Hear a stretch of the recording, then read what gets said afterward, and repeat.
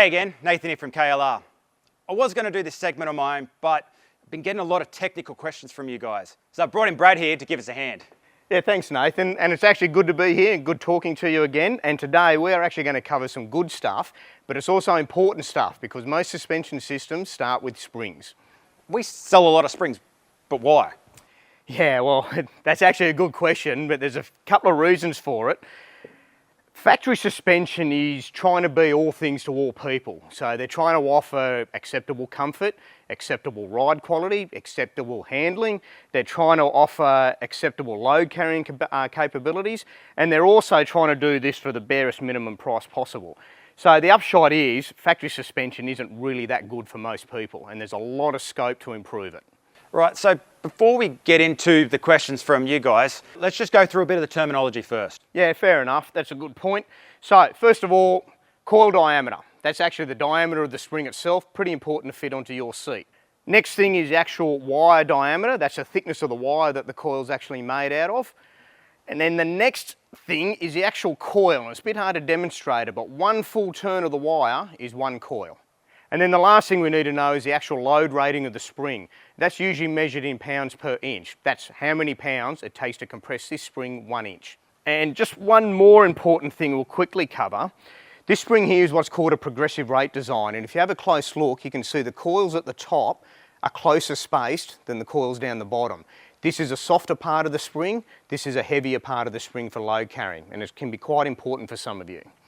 I keep getting the same questions from people here, and it's always, there's a lot of options. What one do I use? And that's a fair question, Nathan, and to be honest, it's almost one we could put on a recording to answer it, because it is, we have this phone call every day, multiple times each day. We offer quite a few spring options, but of course there's many, many more out on the market, and it can be bewildering for somebody to try and work out exactly what they should use. Now, pretty much the norm, everybody wants a 2-inch spring lift, which is fine, and that's a good thing, because to be honest, original springs are pretty ordinary, and a little bit of extra height never hurts for off-road work. That's all fantastic, but I've got a lot of questions here from a lot of people that want to do touring work. What ones should they use? Yeah, so that's probably one of the most common setups that we do here through the workshop, and certainly the one that we sell the most components for as well. Now, it does get a little bit trickier because it depends on whether you're setting up to do touring full-time, so you're loading up and heading off for 12 months, or if you're doing shorter trips and in between unloading the vehicle and using it as a daily driver. So you need to get a little bit careful there, and that's where springs like the progressive rate that we spoke about earlier can be a good thing. But we can also just look at a more heavy-duty spring like these ones from King's, made here in Australia. We like using King springs. They're readily available, they're durable, we get a good long life out of them, and they're certainly not expensive. The other one that we've got is, this is more for the Defenders and the Parentis, but that's the original military spring that was designed for the Parenti. It's actually a very, very good all-round spring. A proper 2-inch lift, it'll handle most of the weight when you load it up, but it's actually relatively comfortable when you're running empty. Although we do find some guys with rooftop tents and a lot of water on board, we're better off going for a heavier option. And just one thing I'll mention while we're here, when you look at these two springs, they look like the same height, and a lot of people think they're pretty much the same spring, but there's actually a little bit more detail.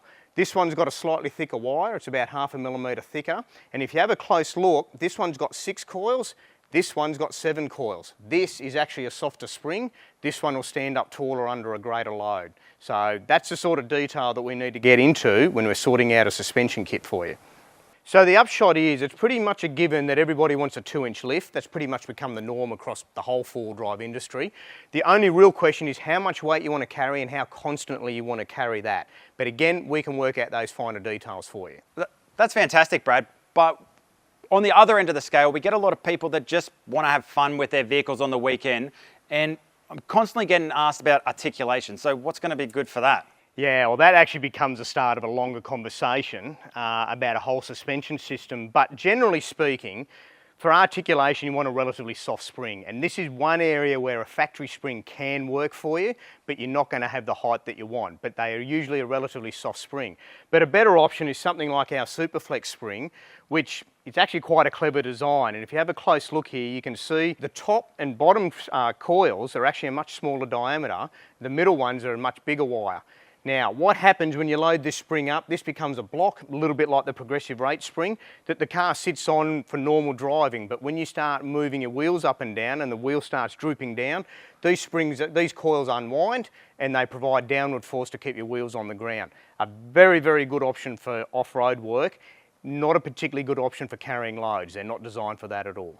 You were talking a lot about lift in this. We get a lot of guys asking, how high can I go? Yeah, well, that's actually a good question. I've got to say, Nathan, we've got some clever people out there that know exactly the question to ask. The question of how high you can go comes up quite often. It's actually a two-part answer.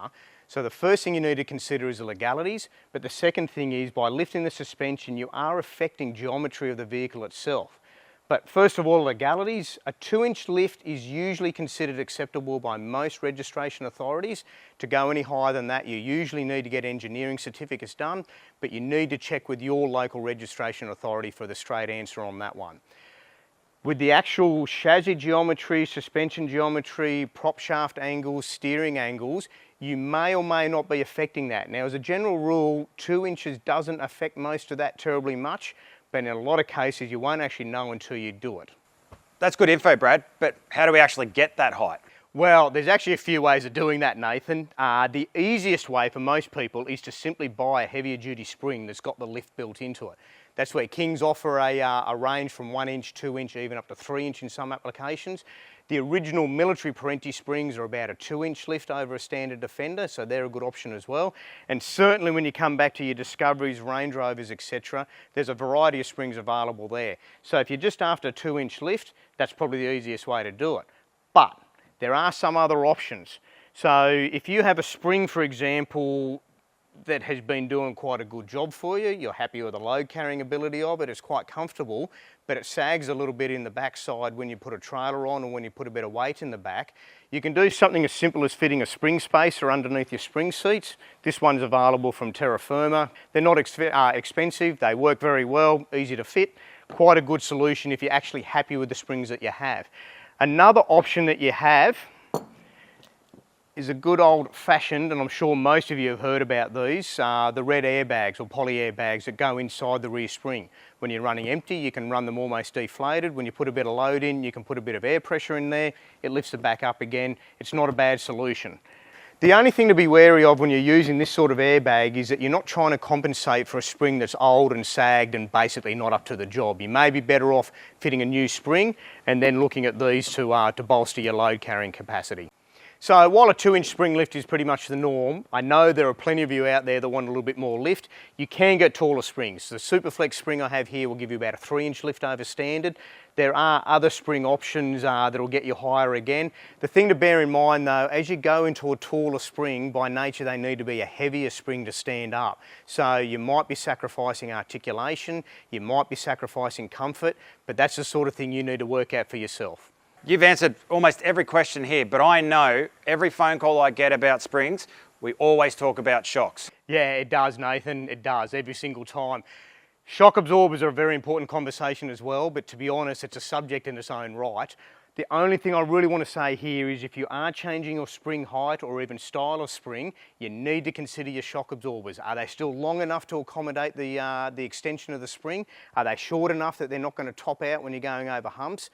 Do you need to fit extended bump stops? So these are all things that you need to consider when you start looking at a more complete suspension system. Thanks, Brad. That's been a lot of good info. So upgrading your springs is a no-brainer, but we do understand it can be a bit confusing. So we here at KLR are here to help you through that process. Give us a call or go to klr.com.au for more info. Thanks for watching. See you later.